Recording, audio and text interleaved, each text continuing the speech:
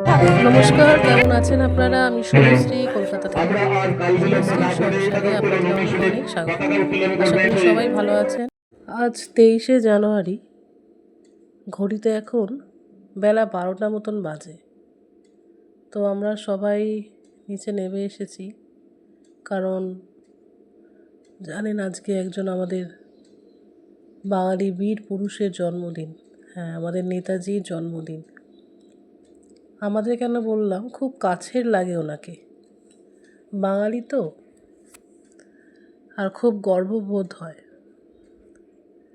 যাই হোক, এই মানুষটা এত পরিশ্রম করে, এত সংগ্রাম করে আমাদের স্বাধীনতা দিল, অথচ উনি কিছুই পেলেন না। আমরা খালি ওনার জন্মদিনটুকুই পালন করতে পারি। যাই হোক, এখানে পতাকা তোলা হচ্ছে। মৃত্যুদিন হিসেবে তো আমরা কিছু জানি না কবে ওনার মৃত্যুদিন, তো জন্মদিনটাই সেলিব্রেট করি। প্রত্যেক বছরই আমাদের অ্যাপার্টমেন্টে হয়।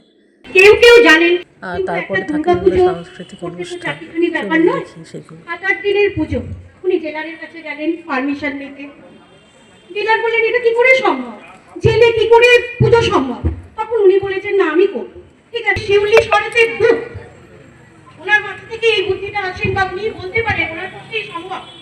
সবাই প্রসাদ খেলেন, এমনকি চীনা বন্দিরাও খেলেন।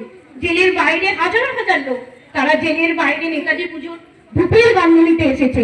আর লক্ষ্মী পুজোর দিন সুভাষচন্দ্র অনেক চেষ্টা চরিত্র করে ধার করে কপাট ভেঙে ফেলবার রেলপাট রক্ত জমার শিকল পূজার পাষাণ বেদি ওরে ও তরু ঈশান ভাজা তোর প্রলয় বিষান ধ্বংস নিশান উড়ুক প্রাচীর প্রাচীর ভেদি তারা রইল কপাট ভেঙে ফেলবার রেলপাট রক্ত জমাট শিকল পূজার পাষাণ বেদি গাজনের বাজনা বাজা কে মালিক কে সে রাজা গাজনের বাজনা বাজা কে মালিক কে সে রাজা কে দেয় সাজা মুক্ত স্বাধীন সত্য কেড়ে হা হা পাই যে হাসি ভগবান করবে ফাঁসি নেতাজি।